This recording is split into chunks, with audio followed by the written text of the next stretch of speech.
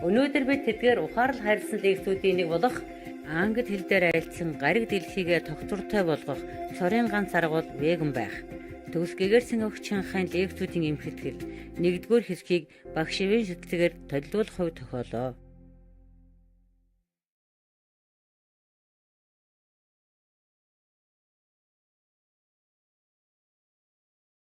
Imagine if every neighborhood in the United States had an organic veggie garden for sharing fresh, healthy vegetables with everyone. There are reports about organic vegetable farming that it is quite profitable. And the demand for organic vegan foods now is growing faster and faster around the world. So one thing we can do is encourage more organic vegan farmers market. Farmers markets are more and more popular in the United States now because it's fresh, it's quality, and it's local.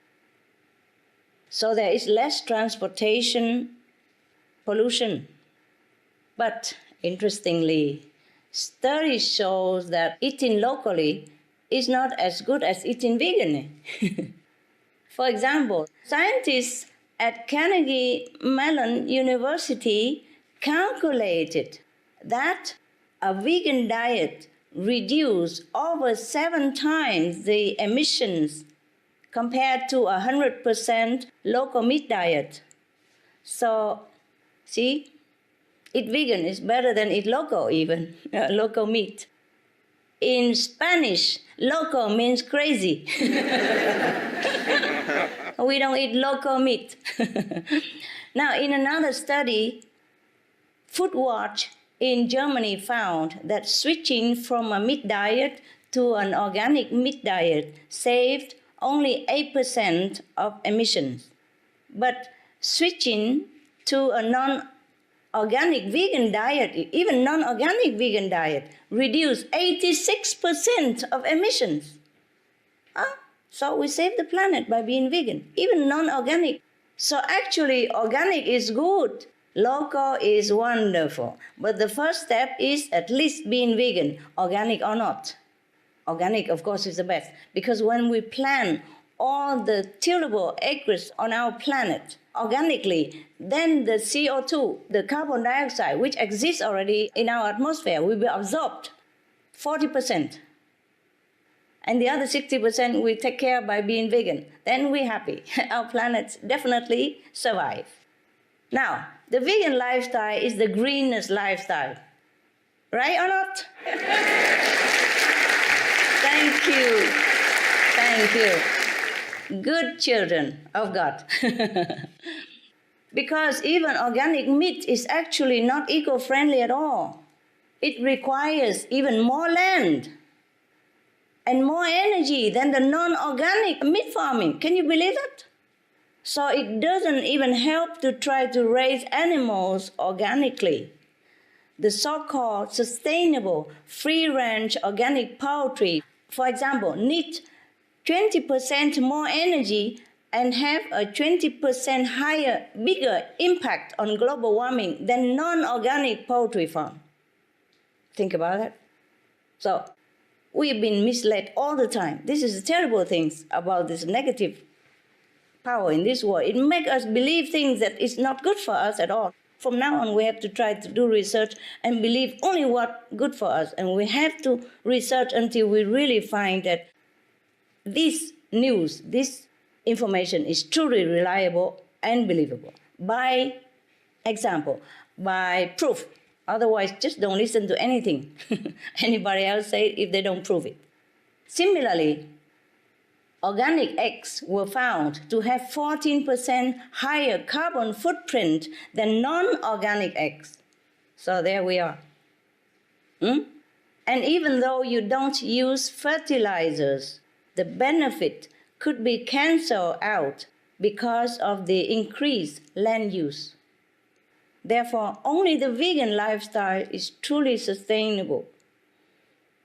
Now, once we become vegan and urge others to join through grassroots seminars, flyers distribution, letters, email, whatever, we could practice sustainability in other ways.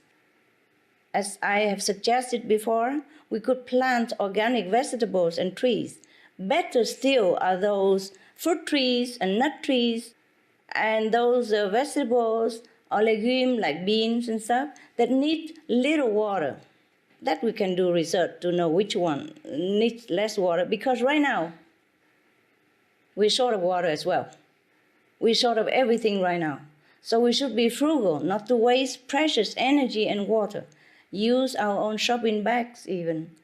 We encourage sustainable energy development, and we can write or talk to the government and the media and the farmers even, because we really do need all the help from the government, from the media, to accelerate the trend.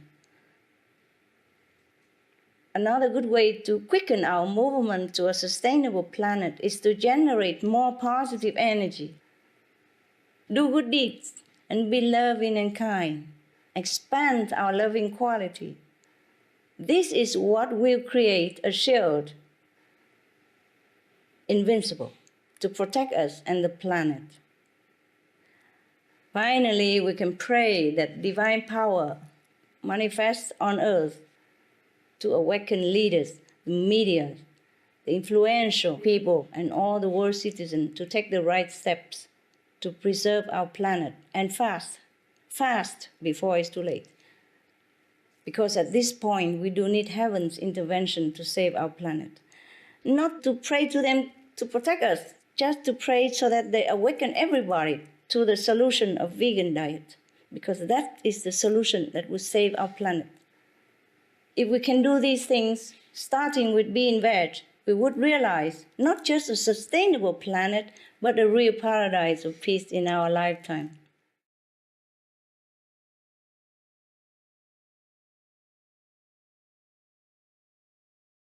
First of all, and the most important thing, we have to stop global warming by choosing a sustainable diet that is vegetarian or vegan. This will almost immediately stabilize the planet, the weather, and then we can think about adapting to the changes. I hope we don't have to adapt, but otherwise it might be too late. If we don't take care of the problem at the root right now, we will have no planet to even adapt to. As you all know, based on the scientific research, we are already aware of the main cause of global warming.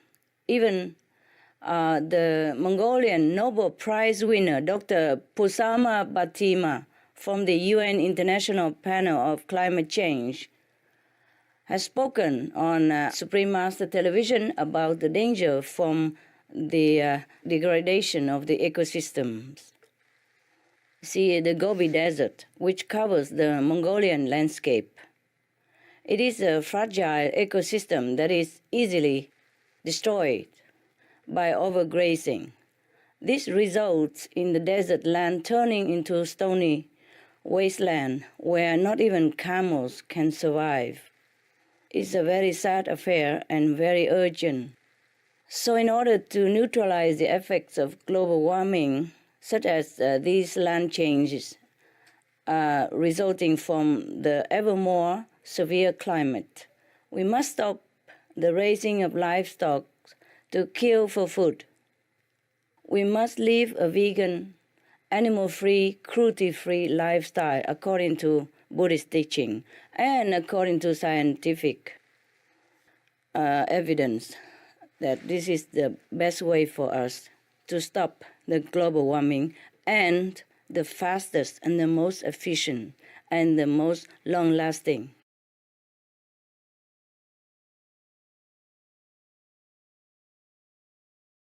We have solution. Everybody knows the solution. They're doing some, but it's not just doing. The government have to really broadcast about it, on the internet, their internet. They have a lot of money. They can do everything. They're powerful. But I do my best. The flyers, seminars and everything, just for that, just to save the planet. And it's too slow, It's too slow. Just like a little bit here and there. And the government has to say something, just like, okay, they ban the smoking, you see? So is it banned? Is it done? The government could do it, you know? It's easy. Look, they ban cigarette and it's banned. See that? And they ban drug, no? And it's banned, no? It's not legal. Yeah. And the cigarette reduction now reduce a lot of illness everywhere in the world. People know that. The same with the climate change policy. If they just do what they know is good, then it's very quick. In no time, we will recover. Or we stop the effect, you know? Because if we don't raise any more cattle or animals, then the earth will be more sustainable. No more greenhouse gas or methane gas from the animals. No more multiplying all the time. Whatever we have already, we keep it, yeah? And no more, raising for profit and meat. Then the earth will recover, yeah? After a while, all the cows will be gone the natural way, and then all the land will be planted with trees, vegetable again, you know? Because if you raise cattle 50 years later, you still cannot truly cultivate on that land. It's been stamped, and hard and deprived of sustainable quality. They just have to stop meat eating because it's bad karma also. It's not just about the methane gas. And every day we air all kind of warning sign and warning evidence. My God, what are they talking about all day except this? This is the only important thing right now, right? First you have to survive, and then you can do anything else you want. But if you don't survive, you don't have the planet. What's the use?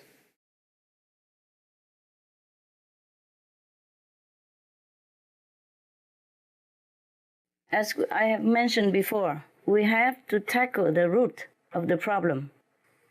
The root of the problem is the cause of global warming. And that root is our unkindness to our co-inhabitants. Every action provokes a reaction, and this is very scientific. You see, if we sow an apple seed, we will get an apple tree. And from that apple tree, after a while, it will bear apple fruit for us. This is a circle of life. If we kill, we cannot expect life from it. Every action bears the same fruit afterward. It's not religious speaking. It is scientific. So now the root of our problem is that we have been unkind to our co-inhabitants, the living, feeling, walking, acting, loving beings like animals of all sizes and shapes. And we have also been unkind to our environment. So we have been massacring our co-inhabitants, animals, and we have been destroying our environment, like deforesting and destroying the water and destroying the air. From all this, we cannot expect a better outcome. So in order to solve the problem that we are facing right now, we have to reverse our actions.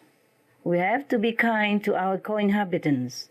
Instead of killing them, massacring them, sacrificing them, we have to take care of them, to be kind to them, look after them. And instead of deforestation, we have to plant trees again. Take care of whatever environment that we have. And instead of polluting the planet, the air, we have to turn to, friendly energy and sustainable energy. Just reverse our actions.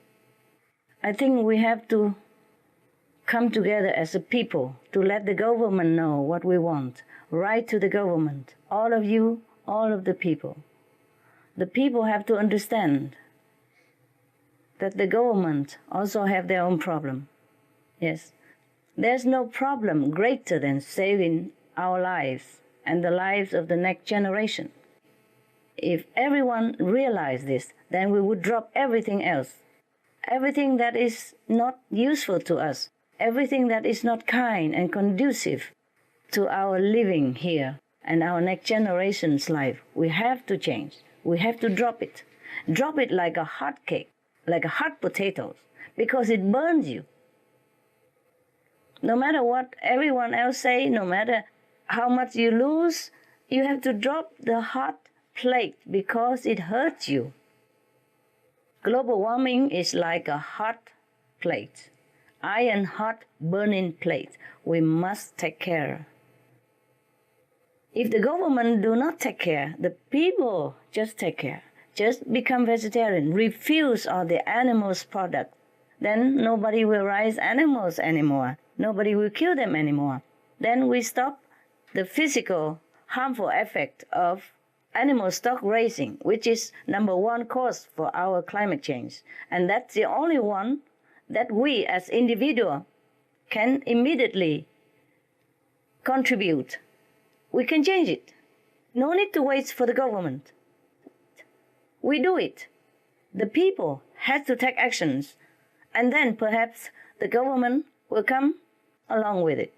If the government doesn't lead you, you lead the government. There's no need to sit there blaming each other.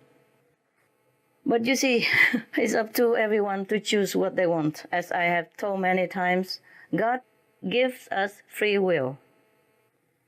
I respect that also.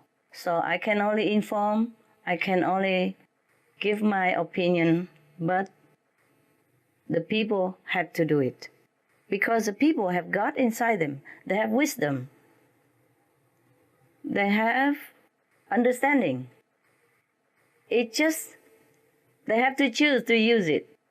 Now, we have to do more than that. It's not fast enough right now. It is urgent. You see, the killing of animals will be the killing of ourselves and our next generation. That is the fact. Like attract like. What we sow, so shall we reap. There's no need to even talk about religious scriptures. It's just a fact like that. Thank you. Your question is very intelligent. I hope you spread the constructive news to your fellow students and more people. We need you.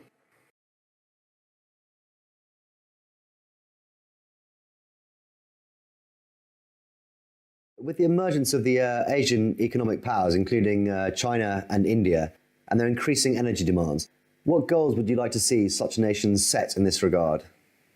I would imagine, of course, the heaven on earth. And to achieve this, it would be best for these energy-spending countries to develop in a wise and sustainable way. They all know that already. The question is to put it into practice, the knowledge that we have already accumulated.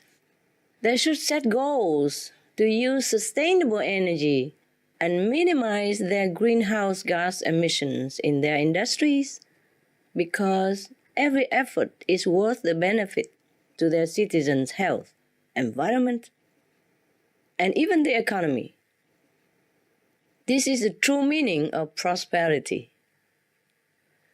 Unfortunately, as countries develop, their demand for meat also increases as they can more easily afford it.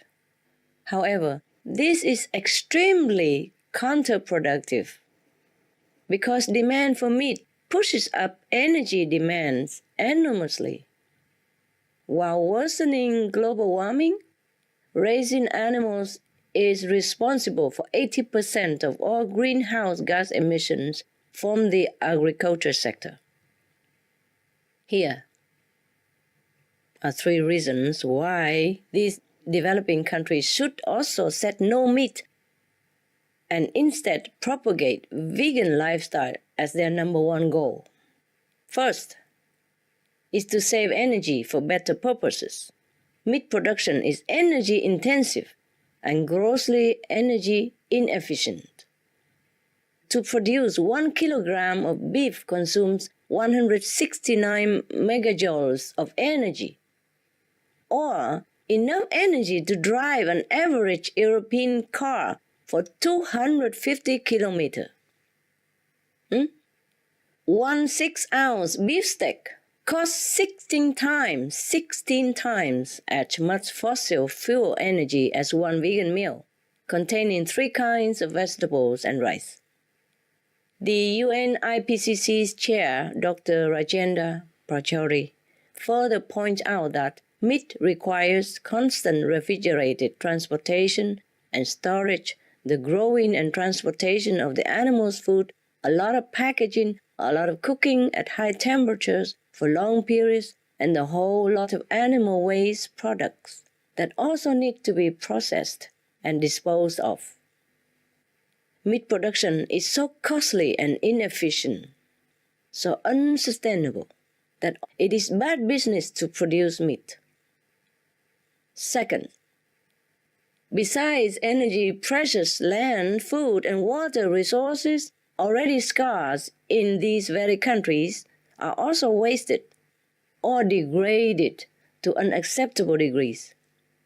One study in India found that to produce 1 kilogram of beef requires 7 kilograms of grain for feed instead of direct human consumption, while yielding less than 1/3 the amount of protein. The poor are bound to suffer from hunger. And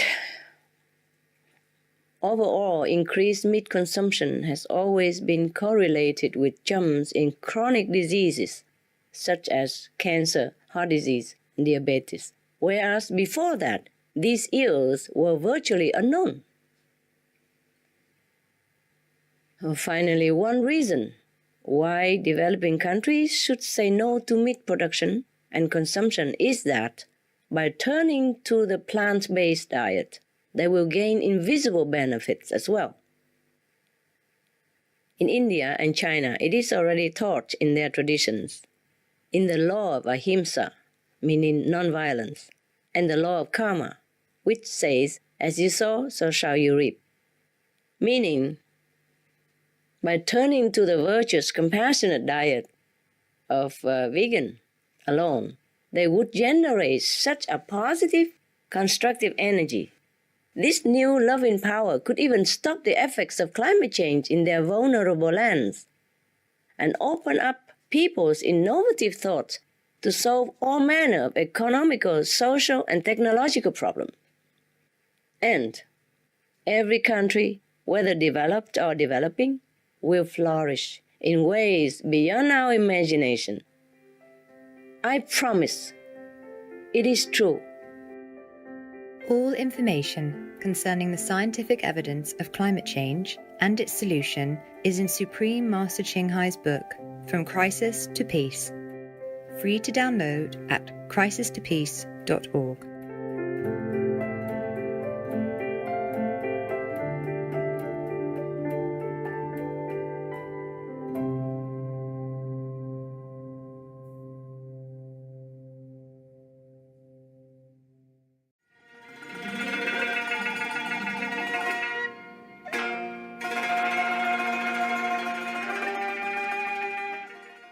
Хөгжилтэй үзэгчдээ өнөөдрийн гариг дэлхийгээ тогтвортой болгох цорын ганц арга бол веган байх. Төгсгөгээр багш 칭хайн лекцүүдийн эмхтгэл 1-р хэсгийг багш Шавийн шүтсээр хүлээн авч үзсэнд баярлалаа.